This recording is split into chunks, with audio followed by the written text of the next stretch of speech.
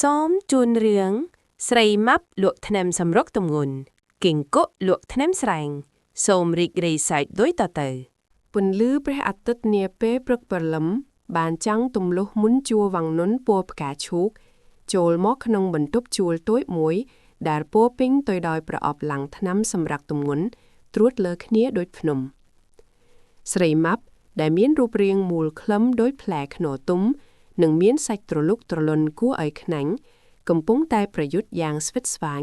ចំពោះការស្លៀករ៉ូបរឹបខនាតតូចបំផុតដែលនាងមានសំឡេងដកដង្ហើមហត់នឿយរបស់នាងលាយឡំជាមួយសំឡេងរត់ខោអាវដែលទេមិនឡាំងបង្កើតបានជាតន្ត្រីពេលព្រឹកដ៏កំប្លែងមួយនាងខំប្រឹងទប់ពោះរហូតដល់មុខឡើងក្រហមងាំងភ្នែកលឹបៗរបស់នាងសម្លឹងទៅកញ្ចក់ទាំងក្តីសង្ឃឹមថាថ្នាំសម្រាប់ទម្ងន់ដែលនាងត្រៀមនឹងលក់ក្នុងថ្ងៃនេះនឹងជួយឲ្យនាងក្លាយជាទេពធីតាក្នុងសពិនអូយអាវីមើលជួយអញតិចមករត់នេះវាចំក្បិតម្ចាស់វាហើយស្រីម៉ាប់ស្រែកហៅមិត្តភក្តិម្នាក់ទៀតដែលកំពុងដេកយ៉ាងលោកស្រួលនៅលើសាឡុងនាងសុផាវីដែលជាស្រីស្គមស្កាំងដួចកង្កែបហាលថ្ងៃបើកភ្នែកឡើងទាំងងងុយគេងរួចក៏សម្លឹងមើលទៅមិត្តសម្លាញ់ដោយក្រសែភ្នែកហ៊ូសចិត្តសុផាវីក្រោកឡើងយឺតរួចដើរទៅជួយទាញរូតខ្នងឲ្យស្រីម៉ាប់ទាំងត្រដាបត្រដួម៉ាប់អើយម៉ាប់បើឯងលក់ថ្នាំសម្រក់ទម្ងន់តែរូបរាងឯងឡើងបែកសាច់ថ្នាក់នឹងតើមួយណាគេជឿទៅឃើញតែឯងនេះស៊ីបាយមួយថ្ងៃក្រាំពេលថែមទាំងដនំកញ្ចប់មិនដែលដាច់ពីមាត់ថងសុផាវីនិយាយទាំងសោចចំអកឲ្យមិត្តភក្តិស្រីម៉ាប់ងាកមកក្រវីក្បាលដាក់សុផាវីរួចឆ្លើយតបវិញទាំងជឿជាក់ថាហេនឹងហើយគេហៅថាយុទ្ធសាស្ត្រទីផ្សារអញទុកខ្លួនឲ្យធាត់បែបហ្នឹងដើម្បីបង្ហាញគេថាមុនប្រាយឆ្នាំអញគឺបែបហ្នឹងដល់តែប្រាយហើយគឺវានឹងស្រស់នៅពេលក្រោយយល់ទេខណៈពេលដែលអ្នកទាំងពីរកំពុងជជែកគ្នាសំឡេងគោះទ្វារយ៉ាងខ្លាំងក៏បន្លឺឡើងស្រីដូងដែលជាសមាជិកម្នាក់ទៀតក្នុងក្រុមនិងជាអ្នកជួយរៀបចំការ live លក់ផលិតផលបានរត់ចូលមកទាំងដង្ហុកក្នុងដៃមានកាន់មាន់បំពងមួយកញ្ចប់ធំយ៉ាងក្រអូបឈ្ងុយឈ្ងប់មកហើយម៉ាប់អញទិញកម្លាំងចិត្តមកឲ្យអញមុនពេល live វីដេអូស្រីដូងដាក់មាន់បំពងចុះលើតុរួចក៏ចាប់ផ្ដើមរៀបចំកាមេរ៉ានិងភ្លើងបំភ្លឺស្រីម៉ាប់ដែលទើបតែនិយាយរឿងសម្រក់ទម្ងន់មឹងគ្រាន់តែឃើញមាន់បំពងភ្លាមភ្នែកនាងក៏ភ្លឺរលោងទឹកមាត់ក៏ហូរឈិនមកដោយមិនដឹងខ្លួននាងភ្លេចអស់រឿងរ៉ូបរឹបដែលស្ទើរតែដាច់លេវទៅហើយរួចក៏ស្ទុះទៅចាប់ភ្លៅមួយមកខំយកអូយឆ្ងាញ់ណាស់ដូងចាំចប់មួយផ្លូវនឹងអញនឹងចាប់ផ្ដើមឡាយប្រាប់មួយថាថ្នាំអញញ៉ាំហើយមិនបាច់តមអាហារក៏ស្រកដែរស្រីម៉ាប់និយាយទាំងម៉ាត់ពេញដោយសិតមនសុផាវីនិងស្រីដូងបានត្រឹមតែសម្លឹងមុខគ្នារួចក្រវីក្បាលហួចចិត្តនឹងមហិច្ឆតារបស់មិត្តភក្តិនៅពេលដែលម៉ោងឡាយមកដល់ស្រីម៉ាប់បានប្រញាប់ជូតមាត់រួចអង្គុយនៅមុខកាមេរ៉ាដែលស្នាមញញឹមស្រស់ស្រាយបំផុតនាងព្យាយាមទាញរ៉ូបចុះដើម្បីបិទបាំងក្បាលពោះដ៏មានមន្តស្នេហ៍របស់នាងរួចក៏ចាប់ផ្ដើមនិយាយទៅកាន់កាមេរ៉ាថាជំរាបសួរមួយសម្លាញ់ចិត្តចង់ស្អាតចង់រាងស្លីមដូចផ្ការហ័សរហួនដូចសត្វមុំសាសៃមែនទេមកសាកថ្នាំសម្រក់ទម្ងន់ស្រីម៉ាប់ស្លីមរបស់ប្អូនស្រីបានធានាថាឃើញផលភ្លាមមិនបាច់ហត់ហាត់ប្រាណមិនបាច់តอมចំណីខណៈពេលដែលនាងកំពុងតែរៀបរាប់យ៉ាងពីរោះរណ្ដំស្រាប់តែសំឡេងគ្រិចមួយបានបន្លឺឡើងយ៉ាងច្បាស់រ៉ូបដាក់ខំរឹតមិញនេះបានដាច់លេវខ្ទាតចេញទៅបុកនឹងកញ្ចក់កាមេរ៉ាល្មមនឹងឲ្យក្បាលពោះរបស់នាងលោតចេញមកក្រៅយ៉ាងមានសេរីភាពសុផាវីនិងស្រីដុងភ័យស្លន់ស្លោរត់ទៅបិទកាមេរ៉ាមិនតាន់ខណៈដែលអ្នកចូលមើលក្នុង live ចាប់ផ្ដើមសាយពេញប្រអប់សារនេះគឺជាការចាប់ផ្ដើមនៃអាជីវកម្មដ៏វឹកវររបស់ស្រីម៉ាប់ដែលពោពេញទៅដោយភាពកំប្លែងនិងឧបសគ្គមិនចេះចប់មិនចេះហើយនៅក្នុងពិភពនៃការលក់អនឡាញស្រីម៉ាប់អង្គុយគាំងមើលទៅក្បាលពោះខ្លួនឯងរួចក៏លន់មាត់ថាងាប់ហើយលើកក្រោយអញត្រូវថែមថ្នាំបញ្ចុះជាតិខ្លាញ់ក្នុងឈាមមួយមុខទៀតហើយមើលទៅស្រីម៉ាប់អង្គុយគាំងមើលទៅក្បាលពោះខ្លួនឯងដែលលោតចេញមកក្រៅយ៉ាងមានសេរីភាពខណៈដែលសំឡេងសើចក្អាកក្អាយរបស់សុផាវីនិងស្រីបូងនៅតែបន្តបន្លឺឡើងពេញបន្ទប់សុផាវីប្រញាប់ស្ទុះទៅចុចបិទកាមេរ៉ាទូរស័ព្ទទាំងដៃញ័រទៅត្រើតប៉ុន្តែវាហួសពេលទៅហើយព្រោះចំនួនអ្នកចូលមើលបានហក់ឡើងដល់ទៅជាង 3000 នាក់បាត់ទៅហើយស្រីម៉ាប់ដែលកំពុងអង្គុយលើកៅអីឈើបែរជាមិនយំតែបែរជាទាញជាលីកាមកជូតញើស រួចសម្លឹងមើលទៅមិត្តភ័ក្តិទាំងទីដោយភ្នែកស្លក់ៗ ណែឈប់សើចភ្លាមអញលោកថ្នាំសម្រក់ទម្ងន់មិនមែនលោកសម្បុកកងឡានទេណា នាងស្រែកខ្លាំងៗធ្វើឲ្យស្រីដងដែលកំពុងផឹកទឹកត្រូវខ្ចាក់ទឹកជាមកក្រៅទាំងដុលបាញ់ចំមុខសុផាវីពេញទំហឹងទោះបីជាការ live ត្រូវបានបញ្ចប់មែនប៉ុន្តែសង្គ្រាមក្នុងបណ្ដាញសង្គមទើបតែចាប់ផ្ដើមប៉ុណ្ណោះគ្រាន់តែបិទភ្លាមសារជូនដំណឹងពី Facebook លោតមកដូចទឹកបាក់ទំនប់វីដេអូខ្លីត្រឹងឈុត លេវអាវបាញ់កញ្ចក់ត្រូវបានគេកាត់តចែកចោលពេញ TikTok បាត់ទៅហើយខ្លះដាក់ចំណងជើងថាអាវុធមហាប្រល័យអវស្រីមាត់ខ្លះទៀតថាក្បាលពោះមានសេរីភាព ស្រីម៉ាប់ចាប់ផ្ដើមបែកញើសចូលខ្នងនាងទាញទូរស័ព្ទមកមើល comment ទាំងបេះដូងលោតខុសចង្វាក់ ម៉ែអើយមានគេខមមិនថាបើថ្នាំនឹងពូកាយមែនម្ចាស់ហាងមិនឲ្យលេវអាវផ្ទុះបែកកាមេរ៉ាបែបហ្នឹងទេ ថាវីអាន comment ឲ្យស្ដាប់តែងទឹកមុខដោយចង់យំផងចង់សាយផងស្រីម៉ាប់ដកដង្ហើមធំរួចក៏ងើបឈរទាំងត្រដាបត្រដួដៃម្ខាងខ្ទប់ក្បាលពោះដៃម្ខាងទៀតទាញអាវដែលដាច់លេវនោះមកជួបគ្នាវិញនាងដើរទៅជិតកញ្ចក់រួចសម្លឹងមើលរូបរាងខ្លួនឯងដែលហាក់បីដូចជាបាល់ទឹកបំរុងនឹងផ្ទុះ ពួកឯងស្ដាប់អញនេះមិនមែនជាការបរាជ័យទេវាជាការយុទ្ធសាស្ត្រទីផ្សារបែបថ្មី នាងនិយាយដោយសេចក្តីក្លាហានដែលរកមិនឃើញពីមុនមក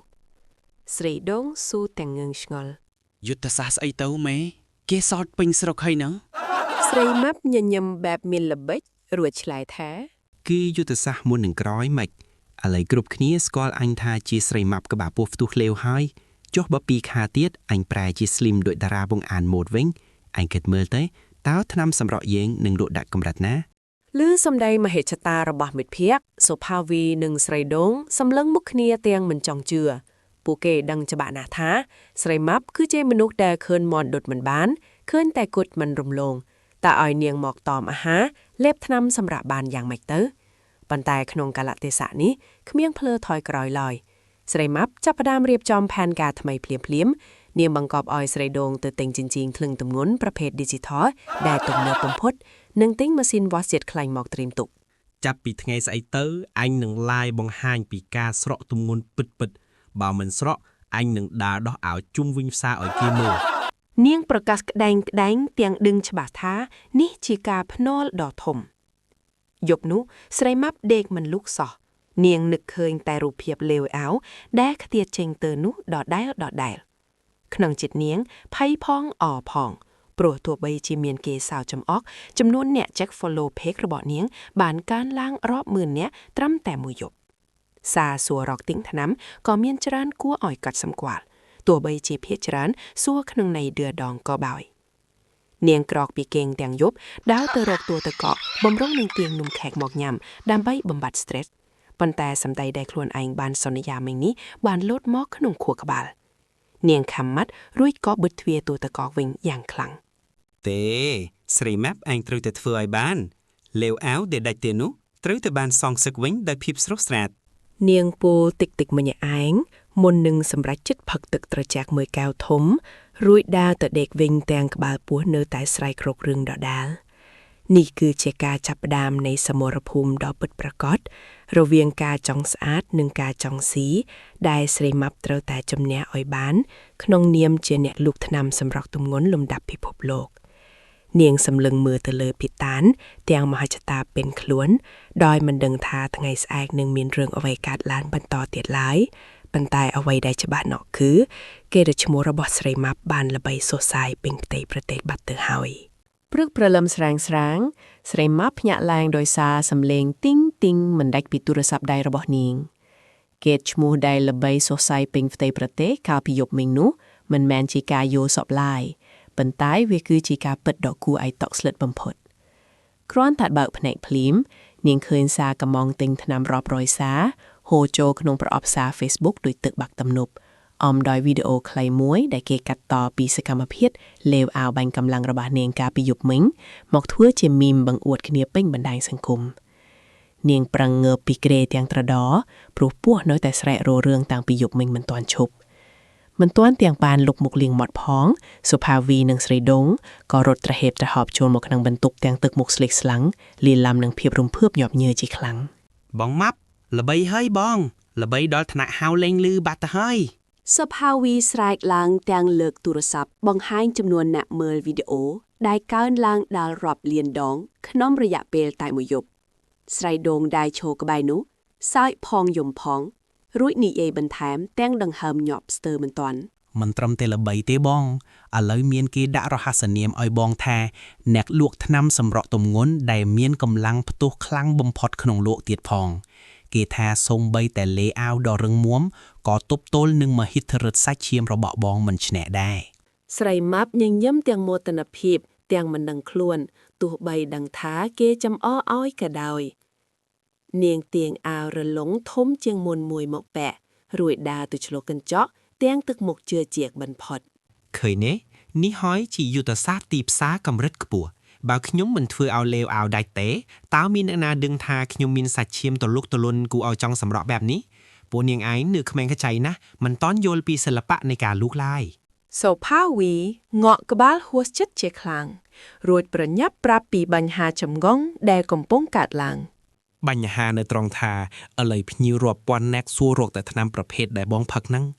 គេថាចង់បានថ្នាំដែលផឹកទៅធ្វើឲ្យមានកម្លាំងបាញ់លេវអាវបានដូចបងដែរចុះឥឡូវយើងបានថ្នាំឯណាឲ្យគេបើថ្នាំក្នុងស្តុកយើងចិត្តអស់រលីងទៅហើយនោះ ស្រីម៉ាប់ស្រាប់តែកៀងមិនតិចនាងងាកទៅសម្លឹងមើលកញ្ចប់ថ្នាំសម្រក់ទម្ងន់ដែលមានរូបរាងដូចគ្រាប់បិលតូចៗពណ៌ខៀវនៅលើតុនាងដឹងច្បាស់ក្នុងចិត្តថាថ្នាំទាំងនេះគ្រាន់តែជាថ្នាំជំនួយផ្លូវចិត្តដែលនាងទៅតែកំងពីផ្សារមកច្រកកំប៉ុងបិទតែមខ្លួនឯងប៉ុណ្ណោះប៉ុន្តែក្នុងនាមជាអ្នកជំនួយដែលមានមហិច្ឆតាខ្ពស់បំផុតនាងមិនអាចដកថយបានឡើយ សុភាវីឆាប់តាក់ទងទៅរោងចក្រឲ្យគាត់បញ្ចេញទំនិញមកឲ្យលឿនបំផុត ស្រីម៉ាប់បញ្ជាទាំងសម្លេងមួយម៉ាប់ ចំណែកស្រីដងឯងរៀបចំកាមេរ៉ានិងភ្លើងឲ្យរៀបរយជាប្រញាប់ថ្ងៃនេះខ្ញុំនឹង live វីដេអូបង្ហាញពីអត្ថាកំបាំងនៃលេអាវដែលបាត់បង់ដើម្បីទាក់ទាញមួយបន្ថែម ខណៈដែលនាងកំពុងរៀបចំខ្លួនទាំងកបៅពោះនៅទទេស្រាប់តាមានសម្លេងគោះទ្វារផ្ទះយ៉ាងខ្លាំងៗផាំងផាំងនាងទាំង3នាក់សម្លឹងមុខគ្នាដោយការងឿងឆ្ងល់និងភ័យអរនៅពេលសុភាវីទៅបើកទ្វារនាងឃើញស្ត្រីម្នាក់ដែលមានមាឌធំជាងស្រីម៉ាប់ទៅទៀតឈរដឹងហុកនៅមុខផ្ទះក្នុងដៃកាន់លេវអាវមួយគ្រាប់ដែលនាងអះអាងថាបាញ់ទៅប៉ះចំថ្ងាសកតកាលពីម្សិលមិញពេលដើរកាត់របងផ្ទះនេះ តើអ្នកណាជាម្ចាស់លើអាវដែលមានឥទ្ធិពលខាងនេះ ស្ត្រីម្នាក់នោះសួរទាំងទឹកមុខមាំខណៈដែលថ្ងាសនឹងមានស្នាមក្រហមបន្តិច ខ្ញុំឃើញក្នុងវីដេអូ live ខ្ញុំក៏ធ្វើដំណើរមកទីនេះដើម្បីសុំទិញថ្នាំសម្រក់ទម្ងន់20កំប៉ុងភ្លាមៗបើលេវអាវបាញ់ឆ្ងាយដល់ថ្នាក់ហ្នឹងថ្នាំនេះប្រកាសជាមានប្រសិទ្ធភាពខ្លាំងក្លាបំផុតហើយ ស្រីម៉ាប់ឮដូច្នោះក៏ញញឹមបិទមាត់មិនចិត្តនេះគឺជាឱកាសមាសប្រាក់សន្លឹកដែលធ្លាក់ពីលើមេឃនាងដើរចេញមកក្រៅទៀងអួតអាងរួចចាប់ដៃភ្ញៀវម្នាក់នោះយ៉ាងកក់ក្ដៅកំផុតទោះបីជាក្នុងចិត្តកំពុងតែឃ្លានចង់ដាច់ពោះហើយក្បាលពោះកំពុងតឹងណានប៉ុន្តែនាងត្រូវរក្សាសភាពញាក់ជំនាញសម្រាប់ទម្ងន់ឲ្យបាំងខ្ជាប់ខ្ជួន សូមស្វាគមន៍មកកាន់ពិភពនៃភាពស្រស់ស្អាតដោយចៃដន្យចា ស្រីម៉ាប់ពោឡើងទាំងសម្លេងផ្អែមល្ហែមបំផុតដែលនាងធ្លាប់មានប៉ុន្តែភ្លាមនោះសម្លេងគ្រូកគ្រូកចេញពីពោះរបស់នាងក៏បន្លឺឡើងយ៉ាងខ្លាំងរំពងផ្ទះធ្វើឲ្យភ្ញៀវម្នាក់នោះផ្អាកសម្ដីហើយសម្លឹងមើលទៅពោះរបស់ស្រីម៉ាប់ដោយការសង្ស័យបំផុតស្រីដងប្រញាប់ជួយបន្លប់យ៉ាងរហ័ស អូនេះគឺជាសម្លេងម៉ាស៊ីនរំលាយអាហារដែលកំពុងធ្វើការយ៉ាងសកម្មដោយសារឥទ្ធិពលថ្នាំសម្រក់ទម្ងន់របស់បងម៉ាប់ចាវាសម្រាប់ជាតិខ្លាំងៗពេកទើបមានសម្លេងបែបនេះ សុភាវីក៏ងក់ក្បាលគាំទ្រទាំងបែកញៀបចូលក្នុងសមរភូមិនេះទើបតែចាប់ផ្ដើមពិតប្រាកដមែនតែវាមិនមែនជាសមរភូមិសម្រាប់ទម្ងន់ដ៏សាមញ្ញឡើយវាគឺជាសមរភូមិភូតផលដើម្បីរស់នឹងការតស៊ូជាមួយក្រប៉ែកដែលឃ្លានបំផុតក្នុងឆាកជីវិតរបស់ស្រីម៉ាប់ខំប្រឹងញញឹមទាំងបែកញើតគ្រាប់ដោយគ្រាប់ពោតផ្ទុះខណៈដែលសាច់ពោះរបស់នាងកំពុងតែរមួលខ្លាំងដូចមានក្បួនព្យុះសង្ខរាបកនៅខាងក្នុងនាងខំប្រឹងទប់ដង្ហើមឲ្យណែនក្នុងទ្រូងដើម្បីកុំឲ្យសំឡេងគ្រូកនោះបន្លឺឡើងម្ដងទៀតប៉ុន្តែវាកាន់តែធ្វើឲ្យក្បាលពោះដ៏ត្រលុកត្រឡន់របស់នាងឡើងរឹងដូចថ្មភ្ញៀវស្រីដែលអង្គុយនៅខាងមុខមានឈ្មោះថាអ្នកស្រីផល្លាគាត់គឺជាអ្នកជិតខាងម្នាក់ដែលល្បីខាងពូកែស៊ើបសួររឿងរ៉ាវក្នុងភូមិម៉ាភុបគាត់សម្លឹងមើលពោះស្រីម៉ាប់ដោយភ្នែកមិនដាក់ រួចក៏លូកដៃតែស្ទាបតិចៗធ្វើឲ្យស្រីម៉ាប់ស្ទើរតែលោតចេញពីកៅអីដោយសារភាពស្រើបស្រាលនិងការស្រេកឃ្លានដែលកំពុងយាយៗអ្នកស្រីផល្លានិយាយទាំងងឿងឆ្ងល់ថា អូហូចម្លែកមែនតើគួយម៉ាប់បងមិនដែលលឺថ្នាំឯណាខ្លាំងដល់ថ្នាក់មានសំឡេងម៉ាស៊ីនកិនខ្លាញ់ឬរំពងយ៉ាងនេះសោះចុកវាមិនធ្វើឲ្យយើងឈឺពួកឬរាគរួកពេលអី សុភាវីដែលកំពុងឈរជួតញើសឲ្យស្រីម៉ាប់ប្រញាប់ឆ្លើយកាត់ភ្លាមថា អត់ទេបងស្រី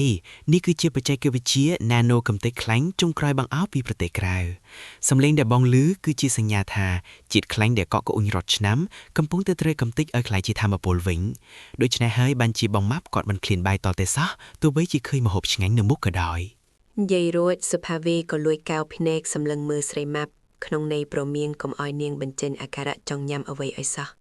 ស្រីម៉ាប់លេបទឹកមាត់ក្អឹកពេលដែលក្នុងខួរក្បាលរបស់នាងកំពុងតែស្រមៃឃើញរូបភាពមន់ដុតទាំងមូលហោះកាត់មុខនាងតបវិញទាំងសំឡេងញ័រៗថា ចាបងផាឡាឥឡូវនេះខ្ញុំមានអារម្មណ៍ថាឆ្អែតដល់កហើយសំឡេងកិនខ្លាញ់នេះធ្វើឲ្យខ្ញុំរំភើបចិត្តណាស់ព្រោះវាមានន័យថាគីឡូរបស់ខ្ញុំនឹងស្រាក់ចកក្នុងល្បឿនលឿនបំផុត ស្រីដងឃើញសភាពការមិនសូវស្រួលក៏ប្រញាប់លើកទឹកតែងុយកែវមកឲ្យអេស្រីផល្លាដើម្បីបង្វែរដាន អញ្ជើញពិសាទឹកតែសិនមកបងថ្ងៃនេះបងសំណាងណាស់ដែលបានមកចំពេលម៉ាស៊ីនកិនខ្លាញ់របស់បងម៉ាប់កំពុងដំណើរការបើមិនចឹងទេបងប្រកាសជាមិនជឿថាថ្នាំនេះពូកែស័ក្តិសិទ្ធិយ៉ាងនេះឡើយ អ្នកស្រីផល្លាហាក់ដូចជាទ្រឺមុនអាគមនៃពាក្យភូតផលរបស់នាងទាំង3នាក់គាត់ក៏ងក់ក្បាលយល់ស្របហើយនិយាយទាំងរំភើបថា បានចឹងមែនបងយក5ប្រអប់តែម្ដងទៅបងចង់ឲ្យក្បាលពោះបងឬសំណេងម៉ាស៊ីនកិនខ្លាញ់បែបនេះដែរក្រែងលោបានស្លឹមដូចតារ៉ាកូរ៉េនឹងគេខ្លះ ពេលឮថាភ្ញៀវព្រមទិញស្រីម៉ាប់ស្ទើរតែហក់ទៅអោបអ្នកស្រីផល្លាទៅហើយប៉ុន្តែត្រូវសុភាវីក្តិចចង្កេះជាប់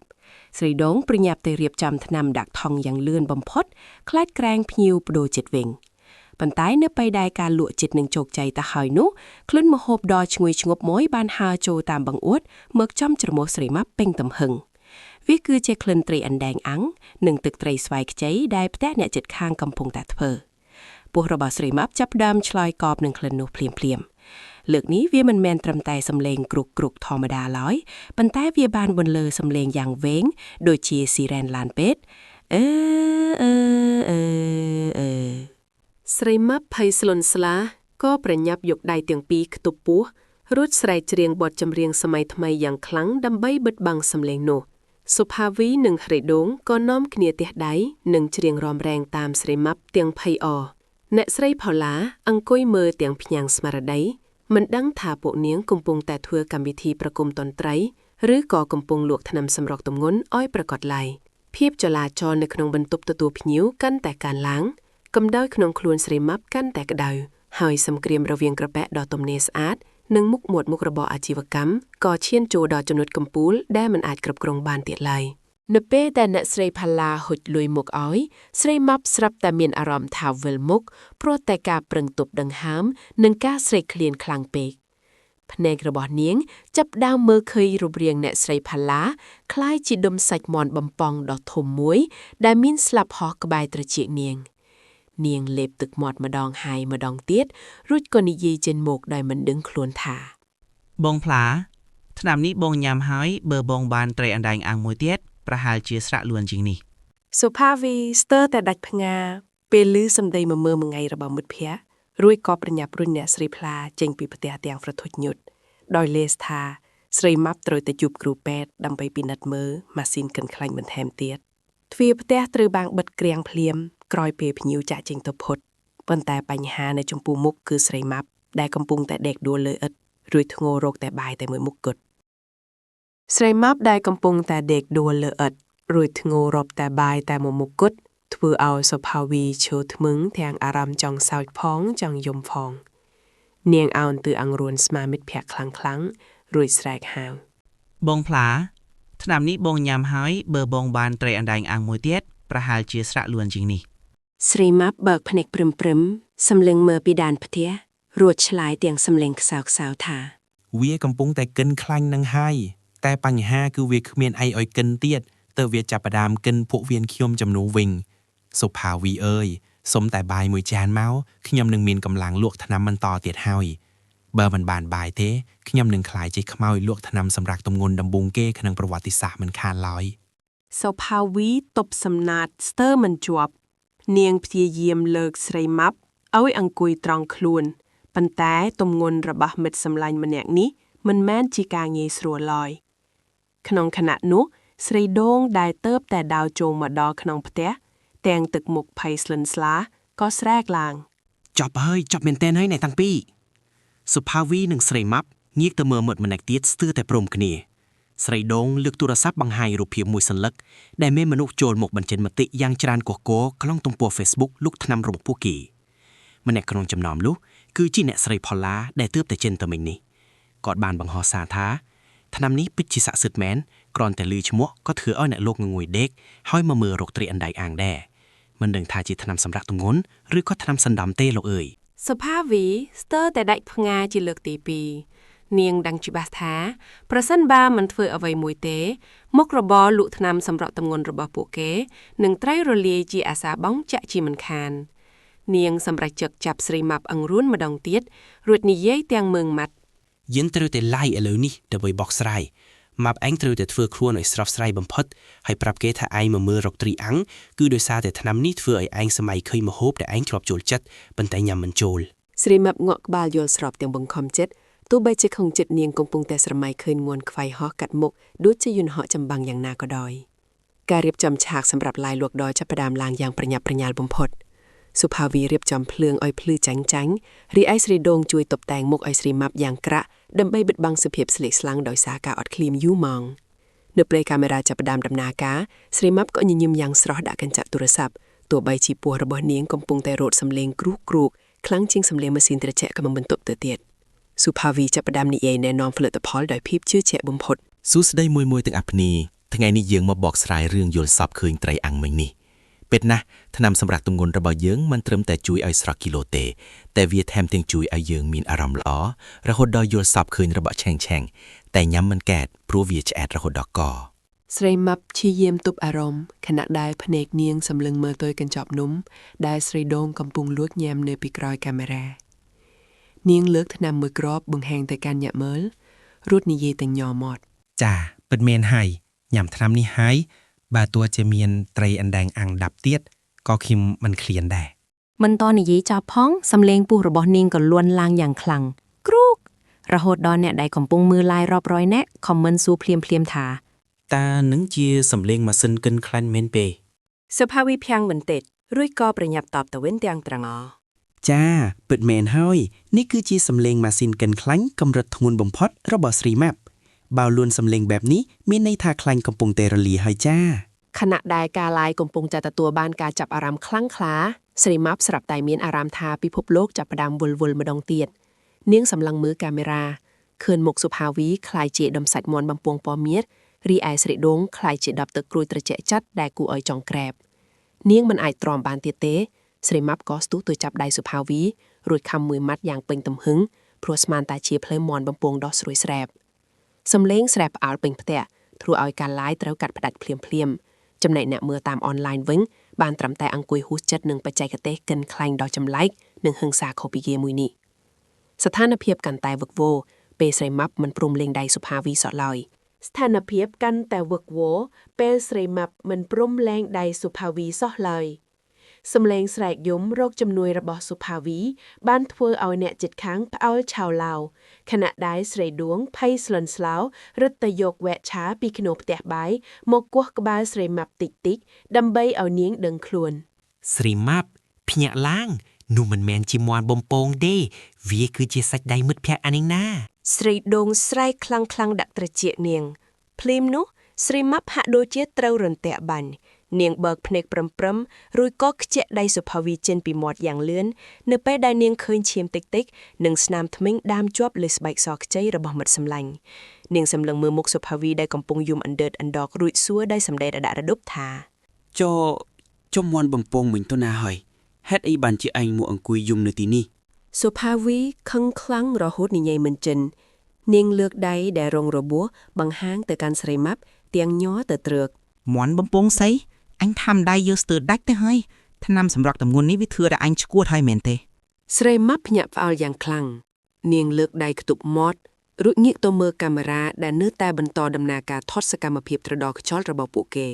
ទោះបីជាការ live ត្រូវបានកាត់ផ្តាច់ដោយសារបញ្ហាបច្ចេកទេសប៉ុន្តែវីដេអូភាពខ្លីៗត្រូវបានអ្នកទស្សនាថតទុកនិងចែកចាយពេញបណ្ដាញសង្គម Facebook និង TikTok ក្នុងល្បឿនដូចភ្លេចបន្ត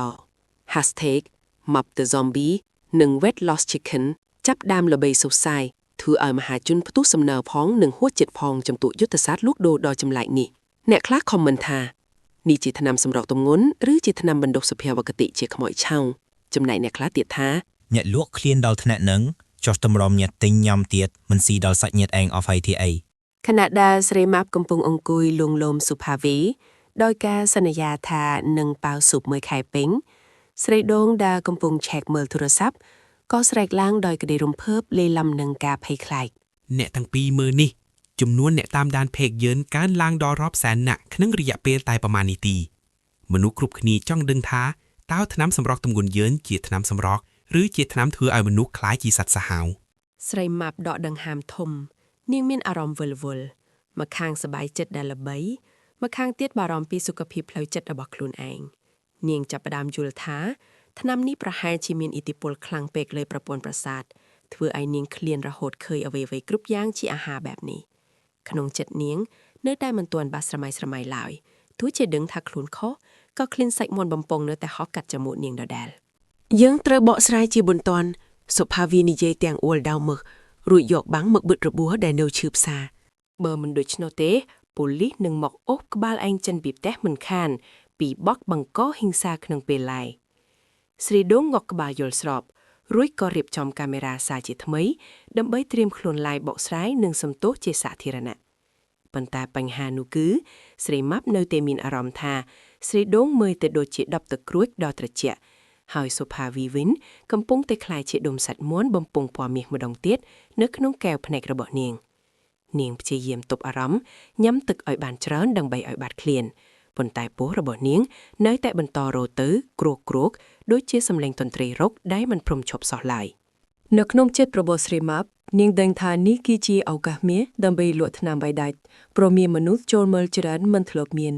ប៉ុន្តែនាងត្រូវតែរកវិធីគ្រប់គ្រងប៊ីសាច់ឃ្លាននៅក្នុងខ្លួនឲ្យបានសិន យល់ព្រមយល់នឹងឡាយម្ដងទៀតឥឡូវនេះ ស្រីម៉ាប់និយាយទាំងតាំងចិត្តយ៉ាងមុតមម ប៉ុន្តែលើកនេះស្រេកដងឯងជួយយកអាហារពិតៗមកដាក់ក្បែរយើងផងបើមិននឹងជុងទេខ្ញុំខ្លាចថាលើកនេះមិនមែនត្រឹមតែខំដៃទេគឺអាចនឹងលេបទាំងក្បាលសុផាវីតែម្ដង លឺបែបនេះសុផាវីស្ទុះក្រោកឈររួចរត់ទៅពួនក្រោយទូទឹកកកភ្លាមដោយមិនហ៊ាននៅក្បែរមិត្តសម្លាញ់ម្នាក់នេះទៀតឡើយ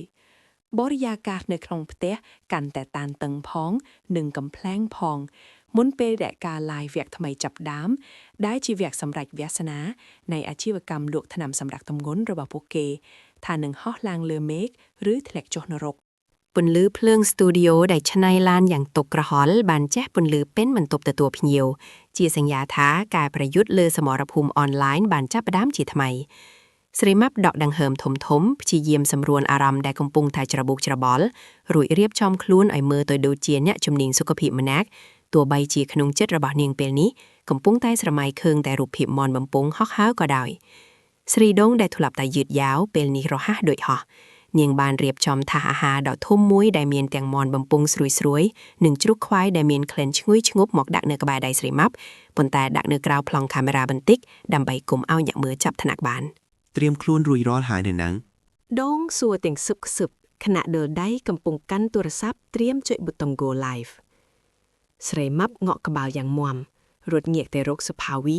ដែលនៅតែអើតក្បាលមកពីក្រោយទូទឹកកកដោយសត្វអណ្ដើកខ្លាចថ្ងៃនាងសម្លក់មិត្តម្នាក់នោះបន្តិចរួចធ្វើសញ្ញាដៃថាចេញមកវិញមកប៉ុន្តែសុផាវីក្រវីក្បាលញាប់ស្មេព្រោះនាងនៅតែមិនទាន់ទុកចិត្តមាត់របស់ស្រីម៉ាប់នៅឡើយទេចុចសំឡេងសញ្ញាផ្សាយផ្ទាល់បានបន្លឺឡើងហើយតួលេខអ្នកជួលមើលក៏ចាប់ផ្ដើមលោតឡើងពី10ទៅ100ហើយឈានដល់ពាន់ក្នុងរយៈពេលត្រឹមតែប៉ុន្មានវិនាទីប៉ុណ្ណោះ សួស្តីបងប្អូនទាំងអស់គ្នាជួបជាមួយស្រីម៉ាប់សម្រាប់ធម្មជាតិម្ដងទៀតហើយ ស្រីម៉ាប់និយាយដោយសំឡេងផ្អែមដោយទឹកហុំខណៈដែលភ្នែកម្ខាងសម្លឹងកាមេរ៉ាហើយភ្នែកម្ខាងទៀតលួចសម្លឹងមើលភ្លឺមន់បំពង់ក្នុងថាស បងប្អូនឆ្ងល់ទេថាហេតុអ្វីបានជាខឹមចូលចិត្តញ៉ាំប៉ុន្តែនៅតែមានទំនុកចិត្តលើរាងកាយនេះណែ អាចកំបាំងគឺស្ថិតនៅលើប្រអប់ថ្នាំសម្រក់ទម្ងន់ម៉ាប់លែងហ៊ាននេះឯង នាងលើកប្រអប់ថ្នាំបង្ហាញប៉ុន្តែក្លិនជ្រូកខ្វៃបានបកមកប៉ះច្រមុះនាងខ្លាំងពេករហូតធ្វើឲ្យនាងភ្លេចខ្លួនលេបទឹកមាត់ក្អឹកយ៉ាងខ្លាំងដែលឮទៅដល់ក្នុងមីក្រូហ្វូនអ្នកខមមិនចាប់ផ្ដើមផ្ទុះសំណោយភ្លាមម្នាក់សរសេរថា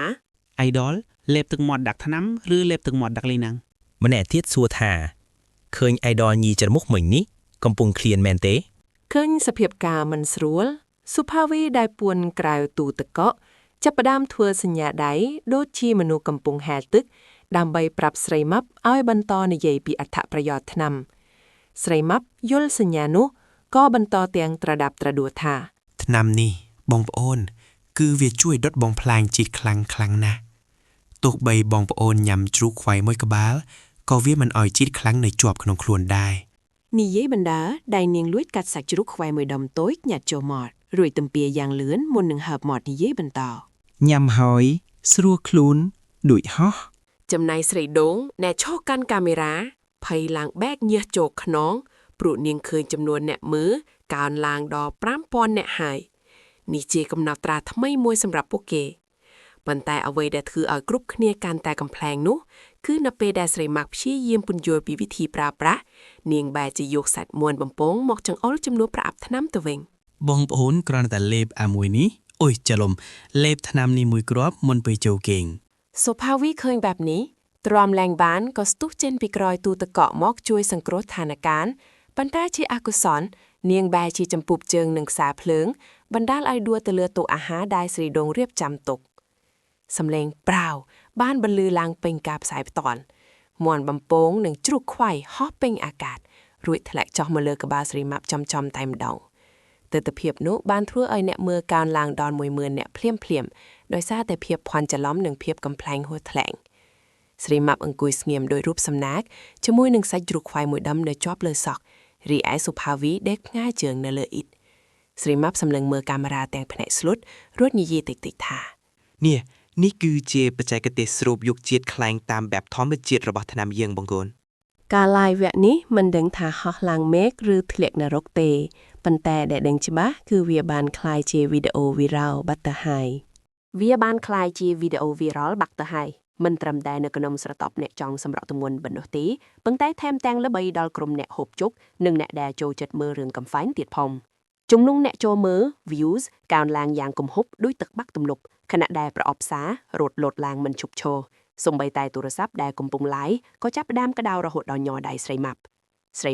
ដែលនៅមានសាច់ជ្រូកខ្វៃមួយដុំធំនៅលើក្បាលបានព្យាយាមរក្សាទឹកមុខឲ្យនៅតែមានភាពជឿជាក់បើទោះបីជាក្នុងចិត្តនាងកំពុងតែភ័យស្លន់ស្លានិងចង់យំផងសាច់ផងក៏ដោយនាងលួចដកដង្ហើមធំរួចក៏សម្រេចចិត្តដើរតួជាអ្នកឯកទេសបន្តទៀតដើម្បីទាញយកប្រយោជន៍ពីស្ថានភាពដ៏ចម្លែកនេះសុភាវីដែលកំពុងដេកផ្ងាជើងលើអ៊ិតព្យាយាមក្រោកឈរឡើងវិញទាំងត្រដខណៈដែលកម្រាលអ៊ិតពោពេញដោយទឹកខ្លាញ់ជ្រូកដែលធ្វើឲ្យនាងរអិលដោយត្រីឆ្លាំងទ្រឹមធ្យោបាយរយពេលដែលនាងព្យាយាមទប់ខ្លួនជើងរបស់នាងក៏រអិលទៅមកខាងទៀតធ្វើឲ្យអ្នកមើលកាន់តែផ្ទុះសំណើចខ្លាំងឡើងជួយខ្ញុំខំបងម៉ាប់ សុភាវីស្រែកតិចប៉ុន្តែស្រីម៉ាប់បែរជាបកស្រាយទៅកាន់អ្នកមើលថា បងប្អូនឃើញទេសូម្បីតែជំនួយការរបស់ខ្ញុំក៏រំភើបញាប់ញ័ររហូតដល់ឈរមិនជាប់ដែរព្រោះតែគុណភាពថ្នាំសម្រក់ទម្ងន់របស់យើងវាអស្ចារ្យពេក ការនិយាយមិនចេះអៀនមាត់របស់ស្រីម៉ាប់បានធ្វើឲ្យមតិយោបល់ម្នាក់សរសេរថា បើលក់ថ្នាំមិនដាច់ទេបងស្រីអាចទៅធ្វើតារាកំ pl ែងបានខ្ញុំធានាថានឹងល្បីដល់ក្រៅប្រទេសជាមិនខាន ស្របពេលដែលភាពច្របូកច្របល់កំពុងឈានដល់ចំណុចកំពូលស្រីដូងដែលជាសមាជិកម្នាក់ទៀតក្នុងក្រុមដែលទទួលបន្ទុកឆែកទំនិញក៏បានរត់ចូលមកក្នុងបន្ទប់ Live Cancel Slow នាងកាន់ទូរស័ព្ទមកខាងទៀតមកបង្ហាញស្រីម៉ាប់ទាំងភ្នែកស្លុក ម៉ាប់អើយមានរឿងធំហើយការបញ្ជាទិញឡើងដល់500កំប៉ុងក្នុងរយៈពេលតែ5នាទីទេ លឺដូច្នោះស្រីម៉ាប់ស្ទើរតែលត់កញ្ឆេងភ្លេចខ្លួនថាមានសាច់ជ្រូកលើក្បាលជាអកុសលនៅពេលដែលនាងងាកខ្លួនយ៉ាងលឿនសាច់ជ្រូកខ្វៃដែលនៅជាប់នឹងសក់នោះក៏បានហោះចេញពីក្បាលនាងរួចតែធ្លាក់ចំមាត់របស់សុភាវីដែលកំពុងតែហាប់មាត់ដកដង្ហើមនៅក្បែរនោះល្មមភាពស្ងៀមស្ងាត់បានគ្របដណ្ដប់មួយផ្លែតមុនពេលដែលសំឡេងសើចរបស់ស្រីដូងផ្ទុះឡើងខ្លាំងជាងគេ សុភាវីដែលកំពុងតែងឿងឆ្ងល់ក៏ខំសាច់ជ្រូកនោះញ៉ាំទាំងមិនដឹងខ្លួនរួចក៏លាន់មាត់ថា អូយឆ្ងាញ់ណាស់បងម៉ាប់ទិញមកពីណាវ អ្នកមើលនៅក្នុង live កើនឡើងដល់ 50,000 អ្នកភ្លាមស្រីម៉ាប់ដែលឃើញឱកាសមាសមកដល់ក៏ចាប់យកកំប៉ុងថ្នាំសម្រាប់ទម្ងន់មកកាន់នឹងដៃទាំងសងខាងរួចស្រែកប្រកាសយ៉ាងខ្លាំងថា បងប្អូនឃើញទេនេះគឺជាការតេស្តសាកល្បងផ្ទាល់ញ៉ាំជ្រូកខ្វៃផងសម្រក់ទម្ងន់ផងបើបងប្អូនមិនទិញឥឡូវនេះទេគឺច្បាស់ជាស្ទាយក្រោយអស់មួយជីវិតមើលចុះសុផាវិញញ៉ាំជ្រូកខ្វៃទាំងមិនខ្លាចថត់ព្រោះមានថ្នាំទិព្វយើង ខណៈដែលពួកគេកំពុងតែអបអរសាទរនឹងចំនួនការបញ្ជាទិញដែលកើនឡើងមិនឈប់ស្រាប់តែមានសម្លេងគោះទ្វារយ៉ាងខ្លាំងមកពីខាងក្រៅ បើកទ្វារខាងក្រសួងសុខាភិបាលមកពិនិត្យអាជ្ញាប័ណ្ណលក់ថ្នាំ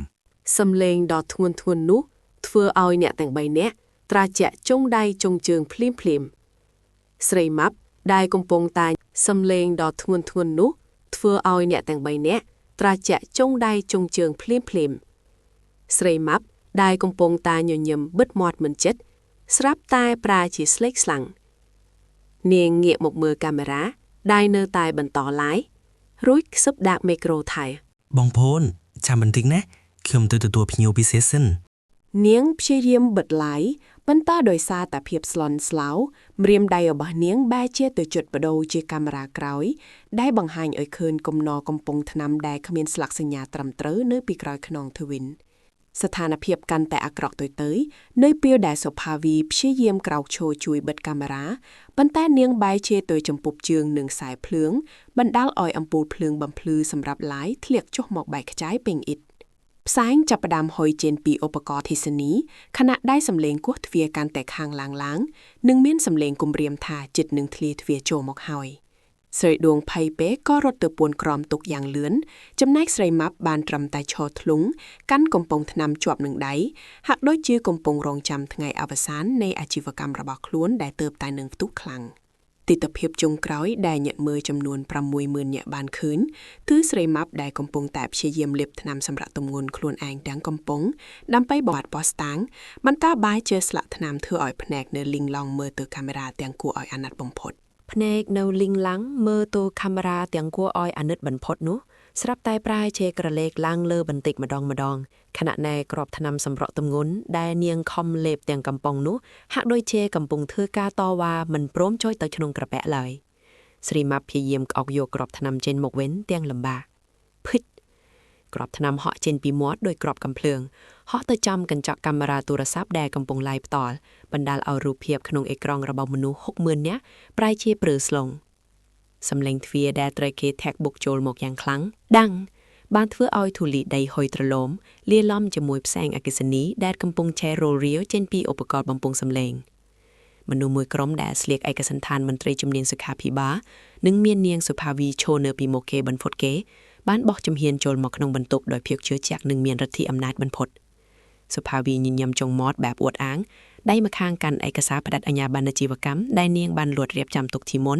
និងដៃម្ខាងទៀតចង្អុលមុខស្រីម៉ាប់ដែលកំពុងឆ្លក់ស្លាកទឹកមាត់ខ្លាំងៗរហូតដល់មុខឡើងក្រហមងាំងដោយមន់ចល មើលចុះលោកបន្ត្រីនេះឬជាអ្នកលក់ថ្នាំសម្រក់ទម្ងន់ដល់ល្បីៗនោះដល់ថ្នាក់លេបថ្នាំខ្លួនឯងបំបត្តិភ័ស្តុតាងនៅចំពោះមុខភ្នែកមហាជនទៀតផងនេះជាភ័ស្តុតាងដែលមិនអាចប្រកែកបានឡើយ សុផាវីស្រីខ្លាំងដើម្បីឲ្យអ្នកតាមដានដែលកំពុងមើលការ live បានឮច្បាស់ស្រីដងដែលកំពុងពួនក្រោមតុយ៉ាងញ័ររន្ធត់ស្រាប់តែវាចេញមកក្រោយទាំងភ័យញ័រទៅតែតែនាងបាយជាកាន់ឆ្នាំងអ៊ុតចាស់មួយក្នុងដៃដើម្បីការពារខ្លួនទៅវិញដែលមើលទៅគួរឲ្យអស់សំណោតជាពន់ពេកមន្ត្រីជំនាញម្នាក់ដែលមៀតធំមិនចាញ់ស្រីម៉ាប់ប៉ុន្មានបានដាវចូលមកជិតស្រីម៉ាប់រួចសួរនាំដោយសំឡេងមាត់ដាច់ប៉ុន្តែស្រីម៉ាប់មិនអាចឆ្លើយតបអ្វីបានទាំងអស់ព្រោះបំពង់ករបស់នាងនៅជាប់គ្រាប់ថ្នាំម្សៅដែលចាប់ផ្ដើមរលាយធ្រួឲ្យស្អិតកនាងបានត្រឹមតែធ្វើសញ្ញាដៃក្រវីទៅមកនិងចង្អុលទៅកាន់កំពង់ថ្នាំដែលនៅសល់លើតុក្នុងបំណងចង់ប្រាប់ថាវាគ្រាន់តែជាការភ័ន្តច្រឡំទិដ្ឋភាពកាន់តែច្របូរច្របល់លឿសដើមនៅពេលដែលផ្សែងចេញពីព្រីភ្លើងដែលឆ្លងអគ្គិសនីចាប់ដើមហុយទៅប៉ះនឹងឧបករណ៍បញ្ជូនសញ្ញាប្រព័ន្ធភ្លឹកអគ្គិភ័យក្នុងបន្ទប់ខុនដូធ្វើឲ្យទឹកចាប់ដើមបាញ់ស្រូវចុះមកពីលើដំបូលដោយភ្លៀងរលឹមពាសពេញបន្ទប់ឡាយ ស្រីម៉ាប់ដែលកំពុងស្លាក់ស្រាប់តែមានអារម្មណ៍ថាទឹកដែលបាញ់មកចាំមាត់នោះបានជួយឲ្យនាងអាចលាបគ្រាប់ថ្នាំដែលជាប់ក្នុងកបានបន្តិចនាងខំប្រឹងស្រែកថា ឈប់សិនគុំតន់ចោលខ្ញុំមិនបានលេបដើម្បីបំបត្តិផុសតូតាងទេ ប៉ុន្តែសំឡេងដែលចេញមកបែរជាស្អកនិងលាន់ឮសូរដូចទាដែលកំពុងត្រូវគេច្របាច់កអ្នកមើលក្នុង live ចាប់ផ្ដើមបញ្ចេញមតិប្លែកៗខ្លះថារឿងភាពកំប្លែងមែនទេខ្លះទៀតថា ស្រីម៉ាប់កំពុងសម្ដែងរឿងវាយតប់កម្រិត Hollywood មែនទេ សុភាវីឃើញទិដ្ឋភាពចាប់ផ្ដើមប្រែប្រួលក៏ព្យាយាមស្ទុះទៅដណ្ដើមទូរស័ព្ទយកមកបិទ live ដើម្បីកុំឲ្យខូចផែនការប៉ុន្តែស្រីដួងដែលកំពុងភ័យឡើងដឹងអីបានយាឆ្នាំងអុតសំពងទៅលើតុយ៉ាងខ្លាំងធ្វើឲ្យទូរស័ព្ទហោះប្លង់ទៅលើអាកាសរួចធ្លាក់ចូលទៅក្នុងអាងទឹកត្រីដែលនៅក្បែរនោះបាត់ទៅទោះបីជាកាមេរ៉ានៅក្នុងទឹកក៏ដោយបន្តែវានៅតែដំណើរការដដែលដោយបង្ហាញឲ្យឃើញត្រីមាស 3-4 ក្បាលកំពុងហែលជុំវិញទូរស័ព្ទមើលទៅដូចជាកំពុងឡាយជីវិតក្នុងសមុទ្រខណៈដែលនៅខាងក្រោយអាងសំឡេងប្រកាយគ្នារវាងសុភាវីនិងស្រីម៉ាប់កាន់តែខ្លាំងឡើងខ្លាំងលាយឡំជាមួយសំឡេងទឹកបាញ់ស្រីម៉ាប់ដែលដឹងខ្លួនថាអាជីវកម្មនិងកិត្តិយសចិត្តរលាយសាបសូន្យក៏សម្រេចចិត្តប្រើក្បាច់ចុងក្រោយបង្អស់គឺការធ្វើពុតជាសន្លប់អស្មារតីដើម្បីឲ្យមន្ត្រីមានការអាណិតអាសូរនិងឈប់សួរនាំនាងបានធន់លាក់ខ្លួនចុះទៅលើការ៉ូយ៉ាងខ្លាំងដិបរហូតធ្វើឲ្យកម្រាលបន្ទប់ញ័ររញ្ជួយដល់បន្ទប់ខាងក្រោមស្រីដួងស្រែកទ្រហោយំយ៉ាងខ្លាំង បងស្រីកុំស្លាប់ចោលខ្ញុំអីថ្នាំនឹងវិពលខ្លាំងមែនទេ សម្ដីអចេតនារបស់ស្រីដួងកាន់តែធ្វើឲ្យស្ថានភាពកាន់តែអាក្រក់ទៅព្រោះមន្ត្រីជំនាញម្នាក់ទៀតបានដកសៀវភៅមកកត់ត្រាទុកភ្លាមថាផលិតផលមានជាតិពុលកម្រិតធ្ងន់ធ្វើឲ្យអ្នកប្រើប្រាស់សន្លប់បាត់ស្មារតីភ្លាមសុភាវីសើចក្អាកក្អាយទាំងសំចិត្តបន្តែនាងមិនដឹងទេថានៅក្នុង live ដែលមិនទាន់បិទក្នុងអាងទឹកត្រីនោះអ្នកមើលកាន់តែច្រើនឡើងច្រើនកំពុងតែផ្ញើរូបបេះដូងនិងសម្ដែងការអាណិតស្រីម៉ាប់ព្រមទាំងជេរប្រទេសសុភាវីដែលមកធ្វើបាបមនុស្សដែលកំពុងជួបគ្រោះថ្នាក់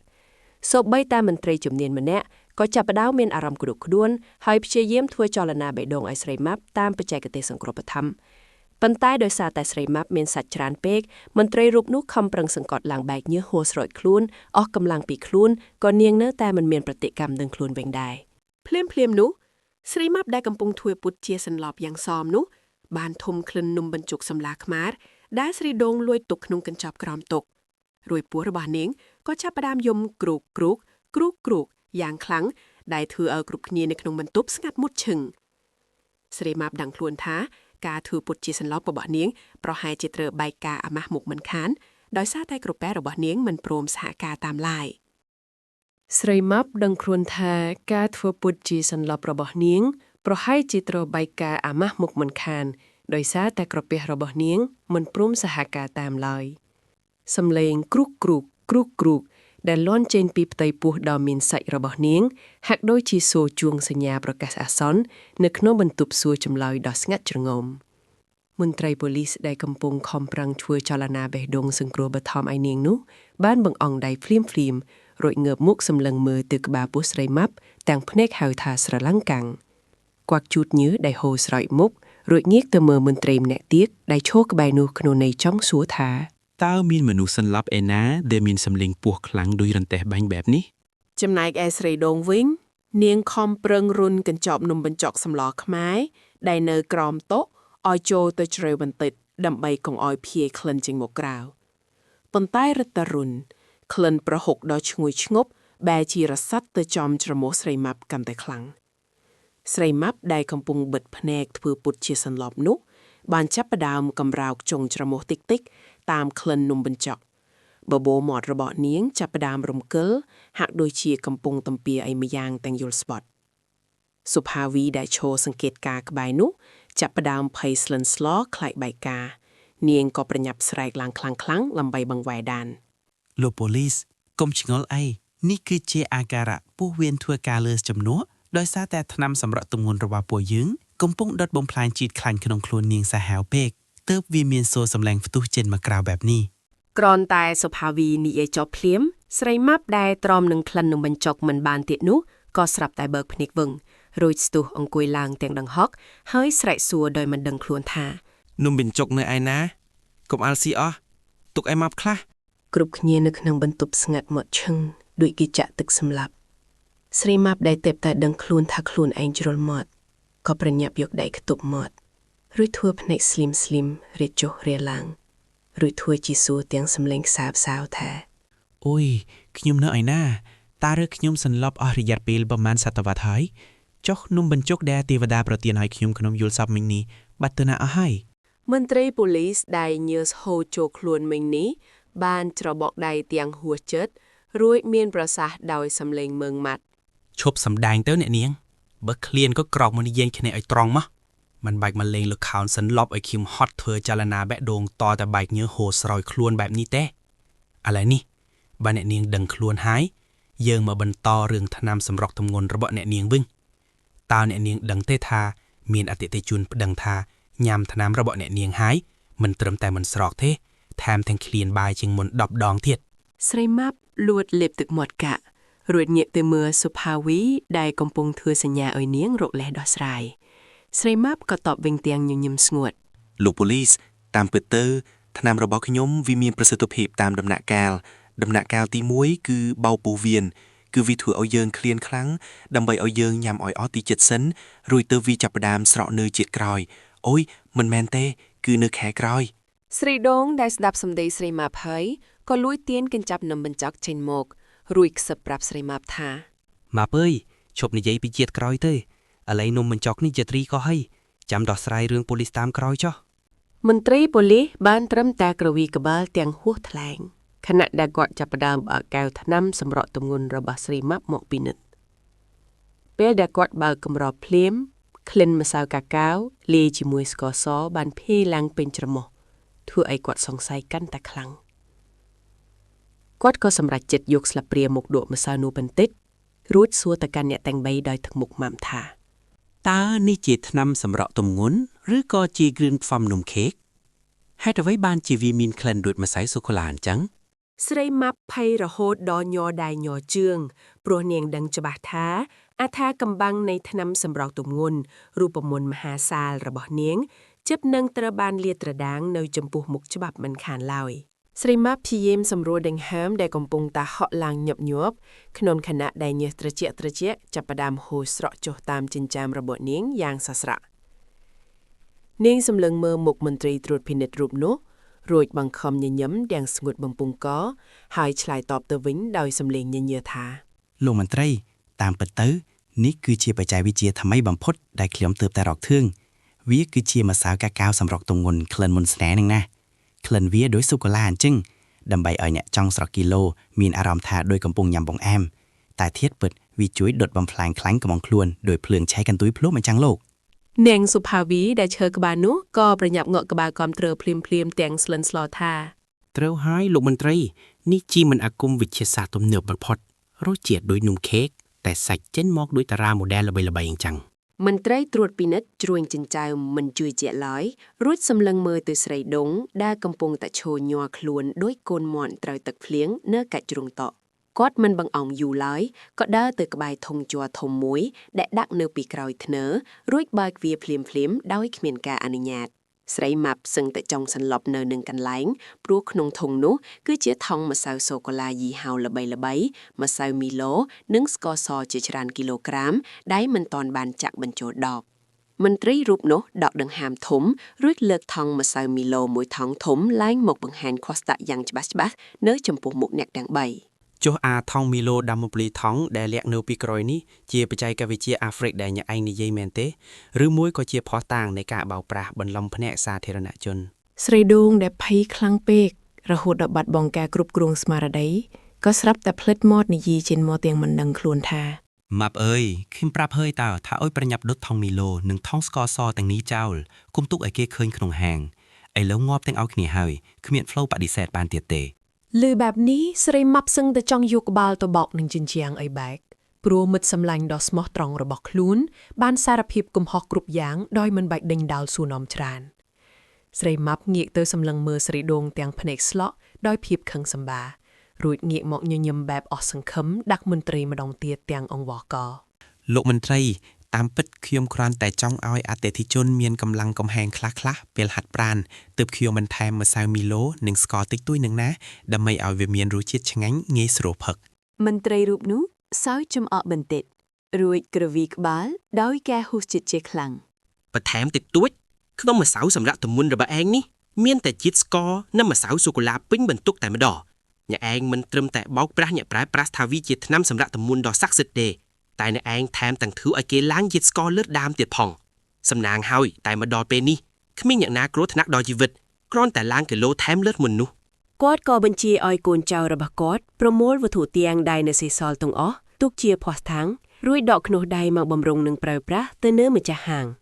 ស្រីម៉ាប់នាងសុផាវីនិងស្រីដងបានត្រឹមតែឈឺមើលមុខគ្នាទាំងភ្នែកនៅឡងមិនដឹងថាត្រីរកលេសអ្វីមកដោះស្រាយបន្តទៀតឡើយក្នុងខណៈដែលបរិយាកាសកំពុងតែតានតឹងដល់កម្រិតកំពូលស្រីម៉ាប់ស្រាប់តែមានគំនិតចុងក្រោយមួយដើម្បីសង្គ្រោះខ្លួនឯងនាងលុតជង្គង់ចុះយ៉ាងលឿនរួចអង្វរមន្ត្រីទាំងទឹកភ្នែកហូរហាម លោកមន្ត្រីអើយអាណិតខ្ញុំផងខ្ញុំធ្វើបែបនេះក៏ព្រោះតែចង់មានលួយទិញបាយហូបដែរតាមួយទៀតលោកសម្លឹងមើលរូបរាងខ្ញុំចោះខ្ញុំក៏ធាត់ដែរបើឆ្នាំនេះប្រាមិនត្រូវគឺខ្ញុំជាអ្នករងគ្រោះមុនគេហើយ នាងសុផាវីក៏បន្ថែមទាំងសំឡេងអួតឡាមដើម្បីជួយអង្វរដែរ ត្រូវហើយលោកមន្ត្រីសូម្បីតែមេធំយើងក៏ប្រើផលិតផលសម្រាប់ទម្ងន់គ្រឿងឯងមិនត្រូវដែរមើលចុះនាងកាន់តែធាត់ទៅរាល់ថ្ងៃហ្នឹងទោះញ៉ាំម្សៅនេះអស់រាប់កំពុងក៏ដោយ សម្ដីរបស់សុផាវីហាក់ដូចជាការយកកាំបិតមកចាក់ដោតចំកណ្ដាលបេះដូងស្រីម៉ាប់ខ្លាំងជាងការត្រូវប៉ូលីសចាប់ដាក់ខ្នោះទៅទៀតមន្ត្រីត្រួតពិនិត្យមិនស្ដាប់ការអង្វរកដែលគ្មានហេតុផលទាំងនោះឡើយគាត់បានបញ្ជាឲ្យកូនចៅនាំខ្លួនអ្នកទាំង3ដើរទៅកាន់រថយន្តរបស់អាជ្ញាធរដែលកំពុងរងចាំនៅខាងមុខហាងអ្នកជិតខាងដែលធ្លាប់តែជាអតិថិជនទិញថ្នាំរបស់នាងចាប់ផ្ដើមមកចោមរោមមើលដោយការងឿងឆ្ងល់ហើយខ្លះទៀតដែលដឹងរឿងក៏ចាប់ផ្ដើមជេរប្រទេសស្រីម៉ាប់ដែលបោកប្រាស់ពួកគេឲ្យឡើងគីឡូឥតឈប់ឈររហូតខូចខាតសុខភាពស្រីម៉ាប់ដែលចេញពីហាងដ៏ស្អាតរបស់ខ្លួនទាំងទឹកមុខក្រៀមក្រំនិងអស់សង្ឃឹមបំផុតក្តីស្រមៃដែលចង់ក្លាយជាសក្ខីនីលោកថ្នាំសម្រក់ទម្ងន់ដ៏ល្បីល្បាញបានរលាយសាបសូន្យខ្លួនមួយពព្រិចភ្នែកដោយអំបិលត្រូវទឹកនាងដឹងយ៉ាងច្បាស់ថាជីវិតនៅក្នុងមន្ទីរឃុំឃាំងនាពេលខាងមុខប្រហែលជាមានតែរបបអាហារបាយនិងទឹកត្រីតិចតួចប៉ុណ្ណោះដែលនេះប្រហែលជារូបមន្តសម្រក់ទម្ងន់ពិតប្រាកដដែលនាងមិនធ្លាប់បានគិតដល់ឬសាកល្បងពីមុនមុខក្នុងជីវិតឡើយស្រីម៉ាប់អង្គុយផ្អែកខ្នងទៅនឹងជញ្ជាំងរថយន្តប៉ូលីសដែលកំពុងបើកចេញពីមុខហាងយឺតឆ្ពោះទៅកាន់មន្ទីរឃុំឃាំងដែលនាងទើបតែបានគិតដល់រូបមន្តសម្រក់ទម្ងន់ថ្មីតាមរយៈរបបអាហារបាយនិងទឹកត្រីតិចតួច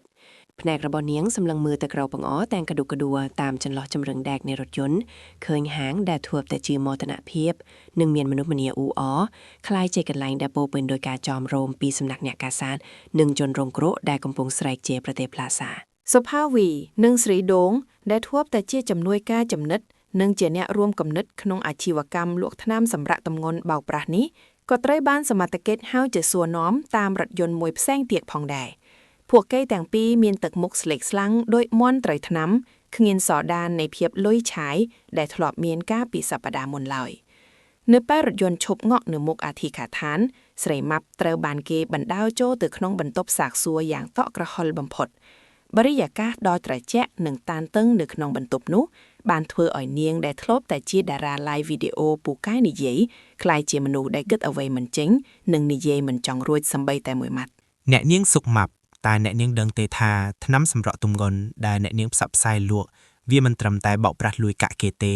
តែវាបានធ្វើឲ្យមនុស្សជាច្រើនធាក់ខ្លួនឈឺនិងខូចតម្រង់នោម សមត្ថកិច្ចម្នាក់សួរដោយសំឡេងធ្ងន់ដែលធ្វើឲ្យស្រីម៉ាប់ញ័រជើងទៅត្រឹកនាងមិនហ៊ានឆ្លើយផ្ទាល់បានត្រឹមតែងក់ក្បាលយឺតទាំងទឹកភ្នែកហូរស្រក់លើថ្ពាល់ដ៏ប៉ោងរបស់នាងនឹកឃើញដល់ពេលដែលនាងធ្លាប់ស្រែកក្នុងឡាយថា លេបមួយគ្រាប់ស្រាក់1គីឡូបើមិនស្រាក់សងលុយវិញ10ដង ប៉ុន្តែការពិតខំចិត្តនាងដឹងច្បាស់ថា លេបមួយគ្រាប់ហើម10គីឡូ ទៅវិញ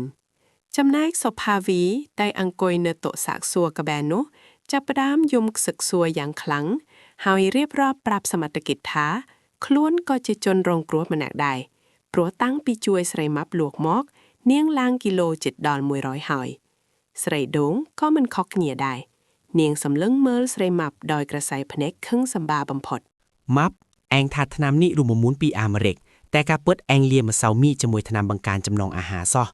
មើលចោះបាយមួយពេលអែងស៊ីដូចគោបោកទាំងគេបោកទាំងពួកយើងដែលជាមិត្តភក្តិទៀត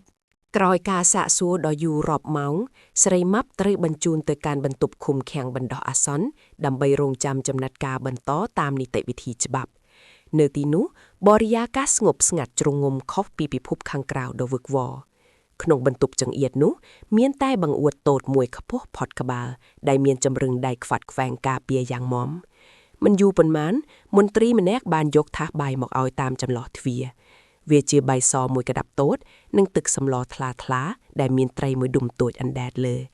ដែលមើលទៅគ្មានជាតិដោយម្ហូបនៅហាងលំដាប់ផ្កាយដែលនាងធ្លាប់ញ៉ាំឡើយស្រីម៉ាប់សម្លឹងមើលថាសបាយនោះរួយសោយម្នាក់ឯងតាំងទឹកភ្នែកអួនដាំកនាងគិតក្នុងចិត្តថា អូព្រះអើយនេះហើយគឺជាមជ្ឈមណ្ឌលសម្រាប់ទម្ងន់ដ៏ស័ក្តិសិទ្ធិបំផុតក្នុងលោកគ្មានជាតិខ្លាញ់គ្មានជាតិស្ករគ្មានប៊ឺហើយក៏គ្មានជំរឿនផ្សេងសម្រាប់កំង Food Panda មកញ៉ាំដែរ នាងចាប់ផ្ដើមដួសបាយមួយស្លាបព្រាដាក់ចូលមាត់យឺតរសជាតិបាយដ៏សាបរលីងคล้ายជាមេរៀនដ៏ជូរចត់បំផុតសម្រាប់ជីវិតអាជីវករដែលគិតតែពីប្រយោជន៍ផ្ទាល់ខ្លួនសុផាវីនិងស្រីដួងដែលត្រូវបានឃុំខ្លួននៅបន្ទប់ក្បែរនោះក៏ចាប់ផ្ដើមស្រែករអ៊ូពីរឿងឃ្លានមិនឈប់ឈរ ម៉ាប់អើយយើងចង់ញ៉ាំមាន់បំពងយើងចង់ញ៉ាំតែគុយលុំផ្អែមស្លាប់មិនខានទេបើបាយបែបនេះរាល់ថ្ងៃម៉ាប់អើយយើងចង់ញ៉ាំមាន់បំពងយើងចង់ញ៉ាំតែគុយលុំផ្អែមស្លាប់មិនខានទេបើបាយបែបនេះរាល់ថ្ងៃ សំឡេងស្រីដងស្រែកលាន់លឺរំពងពេញអគារឃុំឃាំងស្រីម៉ាប់ដកដង្ហើមធំរួចតបវិញទាំងសំឡេងញ័រថា ឈប់យំទៅដងពួកយើងថតមកច្រើនឆ្នាំហើយដល់ពេលដែលត្រូវតមអាហារតាមបែបធម្មជាតិពិតប្រាកដហើយគិតទៅវាដូចជាកម្មវិធីបន្សុទ្ធរាងកាយក្នុងតម្លៃសេរីអញ្ចឹងមិនបាច់ចំណាយលុយទិញថ្នាំឡើយ ពាក្យសម្ដីបែបកំ pl ែងលាឡំនឹងភាពអស់សង្ឃឹមរបស់ស្រីម៉ាប់ធ្វើឲ្យញាតិដទៃទៀតដែលនៅក្នុងនោះលួចសោតហួសចិត្តនឹងភាពមិនចោលជ្រឹកលក់លុយរបស់នាងពេលយប់កាន់តែជ្រៅស្រីម៉ាប់ព្យាយាមដេកលើកម្រាលស៊ីម៉ង់ដ៏ត្រជាក់ស្រេបនាងចាប់ផ្ដើមធ្វើចលនាបត់ជើងនិងអាវ៉ាំងក្នុងបន្ទប់ដ៏ចង្អៀតនោះទាំងពិបាកវេទនាជាពន់ពេកនាងគិតថាបើទោះជាត្រូវជាប់ពន្ធនាគារក៏ត្រូវតែចេញមកវិញក្នុងរាងកាយស្លីមស្អាតដែរដើម្បីកុំឲ្យខ្មាស់ជនរងគ្រោះដែលនាងធ្លាប់បោកនាងស្រមៃដល់ថ្ងៃដែលនាងដើរចេញពីទីនេះជាមួយនឹងរូបរាងថ្មីដែលមិនមែនកើតចេញពីថ្នាំគីមីបោកប្រាស់ប៉ុន្តែចេញពីការតស៊ូនិងការទទួលខុសត្រូវក្នុងជីវិតពិតនាងសន្យានឹងខ្លួនឯងយ៉ាងមុតមមថាបើចេញទៅវិញនាងនឹងឈប់រកស៊ីបោកប្រាស់គេទៀតហើយនាងនឹងបើកហាងលក់បន្លែធម្មជាតិឬអាហារសុខភាពពិតប្រាកដវិញប៉ុន្តែសម្រាប់យប់ដំបូងនេះសម្រែករោគតាគុជរបស់សុផាវីនិងសម្រែកឃ្លានមន់បំពងរបស់ស្រីដងនៅតែបន្តរំខានដល់ដំណេករបស់នាងពេញមួយយប់ខណៈដែលពោះរបស់នាងក៏ចាប់ដើមរត់ទាមទារអាហារមិនឈប់ឈរដែរស្រីម៉ាប់បិទភ្នែកទាំងស្នាមញញឹមជូរចត់ព្រោះនាងដឹងថាថ្ងៃស្អែកគីឡូរបស់នាងនឹងចាប់ដើមស្រកចុះជាមិនខានប្រសិនបើរបបអាហារនៅទីនេះនៅតែបន្តផ្ដល់ត្រឹមតែបាយមួយកដាប់បែបនេះជារៀងរាល់ថ្ងៃរបបអាហារបាយមួយកដាប់បែបនេះជារៀងរាល់ថ្ងៃពិតជាបានផ្ដល់លទ្ធផលលើសពីការរំពឹងទុកខណៈដែលពេលវេលាក្នុងមណ្ឌលកែប្រែបានរំគ្រាទៅមុខយ៉ាងទៀងទាត់បំផុតស្រីម៉ាប់ដែលធ្លាប់តែអង្គុយចាំតែរាប់លុយពីការបោកប្រាស់ឥឡូវនេះត្រូវមកអង្គុយរាប់គ្រាប់បាយនៅក្នុងចានដែលតិចជាងចំនួនម្រាមម៉ៃរបស់នាងទៅទៀតប៉ុន្តែភាពអាត់ឃ្លានបានក្លាយជាគ្រូបង្ហាត់ដ៏ល្អបំផុតព្រោះវាមិនត្រឹមតែធ្វើឲ្យក្បាលពោះដែលធ្លាប់តែធ្លាក់យ៉ារបស់នាងចាប់ផ្ដើមរៀបស្មើប៉ុណ្ណោះទេតែវាក៏បានធ្វើឲ្យខួរក្បាលរបស់នាងភ្លឺស្វាងនិងចេះពិចារណាវែងឆ្ងាយជាងមុនផងដែររៀងរាល់ព្រឹកស្រីម៉ាប់បានក្លាយជាអ្នកដឹកនាំក្រុមកាយសម្ព័ន្ធអ្នកទោសស្រីដោយមានសុផាវីនិងស្រីដងជាជំនួយការយ៉ាងសកម្មសុផាវីដែលធ្លាប់តែស្រែកយំរកតែគត់ឥឡូវនេះអាចរត់បានផ្លាំជុំទីធ្លាដោយមិនហត់ចំណែកស្រីដងដែលធ្លាប់តែយកសពគ្រឿងមន់បំពងក៏ចាប់ផ្ដើមចូលចិត្តញ៉ាំបន្លែស្ងោរដែលមន្ត្រីផ្ដល់ឲ្យយ៉ាងឆ្ងាញ់ពិសា3ខែក្រោយមកទ្វារដែកដ៏ធ្ងន់នៃភូនគារបានរបើកឡើងម្ដងទៀតប៉ុន្តែលើកនេះគឺដើម្បីផ្ដល់សេរីភាពឲ្យពួកគេវិញនៅពេលដែលស្រីម៉ាប់ដើរចេញមកក្រៅ ពន្លឺព្រះអាទិត្យបានជះមកលើរូបរាងថ្មីរបស់នាងដែលស្រឡូននិងរឹងមាំខោដែលនាងធ្លាប់ពាក់ចូលទៅកាលពី3ខែមុនឥឡូវនេះធំទូលាយរហូតនាងត្រូវយកខ្សែចងអីវ៉ាន់មកចងចង្កេះដើម្បីកុំឲ្យវាធ្លាក់ចុះមកដីអ្នកទាំង3បានសម្លឹងមើលមុខគ្នារួចសើចយ៉ាងក្អាកក្អាយនៅមុខខ្លោងទ្វារ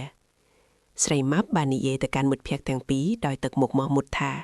យើងបានរៀនមេរៀនថ្លៃបំផុតក្នុងជីវិតហើយចាប់ពីថ្ងៃនេះទៅគ្មានទៀតទេថ្នាំសម្រក់ទម្ងន់បោកប្រាស់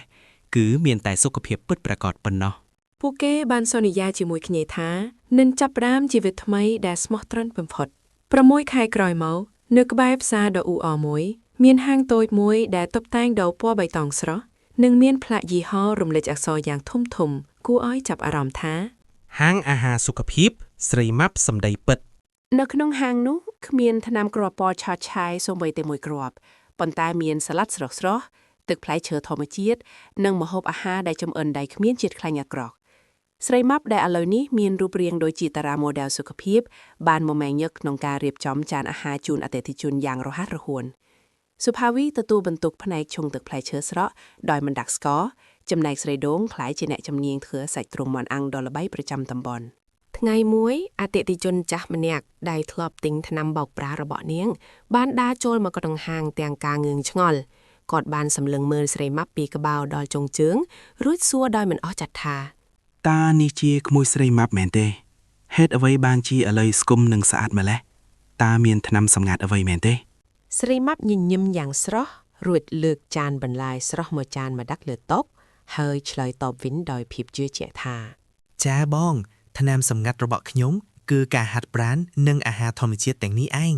ខ្ញុំលែងលក់ក្តីសម័យคล้ายคล้ายហើយបងខ្ញុំលក់តែការពិតនិងសុខភាពយូរអង្វែងប៉ុណ្ណោះអតិថិជននោះបានសើចនិងកោតសរសើរចំពោះការកែប្រែខ្លួនរបស់នាងហើយក៏ចាប់ផ្ដើមកម្មង់អាហារញ៉ាំយ៉ាងរីករាយនៅពេលល្ងាចបន្ទាប់ពីបិទហាងពួកគេទាំង3តែងតែអង្គុយជុំគ្នាញ៉ាំអាហារសុខភាពនិងនិយាយពីរឿងកំប្លែងដែលពួកគេបានជួបប្រទះក្នុងគ្រាដ៏លំបាកស្រីម៉ាប់សម្លឹងមើលមិត្តភក្តិទាំងពីររួចញាក់មកមើលកញ្ចក់សម្លឹងមើលរូបរាងខ្លួនឯងទាំងស្នាមញញឹមនាងដឹងច្បាស់ថាទម្ងន់ដែលនាងបានចម្រុះចោលមិនមែនគ្រាន់តែជាជាតិខ្លាញ់នៅលើនោះទេប៉ុន្តែវាគឺជាបន្ទុកនៃពាក្យកុហកនិងការបោកប្រាស់ដែលនាងបានលាងជម្រះចេញពីជីវិតរៀងរហូតជីវិតថ្មីនេះទោះបីជាត្រូវហត់នឿយនឹងការលាងបន្លែនិងរៀបចំហាងបន្តិចមែនប៉ុន្តែវាផ្ដល់នូវភាពស្ងប់សុខក្នុងចិត្តដែលមានប្រាក់រាប់លានក៏មិនអាចទិញបានដែរស្រីម៉ាប់ដកដង្ហើមធំដោយភាពធូរស្រាលព្រោះពេលនេះនាងមិនត្រឹមតែមានរាងកាយស្លូនស្អាតប៉ុណ្ណោះទេប៉ុន្តែបេះដូងរបស់នាងក៏ស្រាលដោយសម្លៃខណៈដែលនាងត្រៀមខ្លួនទទួលយកភាពជោគជ័យពិតប្រាកដដែលកើតចេញពីកម្លាំងញើសឈាមនិងភាពស្មោះត្រង់របស់ខ្លួនឯងរឿងរ៉ាវរបស់ស្រីម៉ាប់លក់ថ្នាំសម្រាប់ទម្ងន់បានបញ្ចប់ត្រឹមនេះប៉ុន្តែរឿងរ៉ាវរបស់ស្រីម៉ាប់លក់អាហារសុខភាពទើបតែចាប់ផ្ដើមយ៉ាងរុងរឿងប៉ុណ្ណោះរឿងនេះសូមបញ្ចប់ត្រឹមប៉ុណ្ណេះយើងខ្ញុំសូមអរគុណចំពោះការចំណាយពេលវេលាអត់ប្រយោជន៍របស់លោកអ្នកមកស្ដាប់និងទស្សនាវីដេអូនេះសូមអរគុណ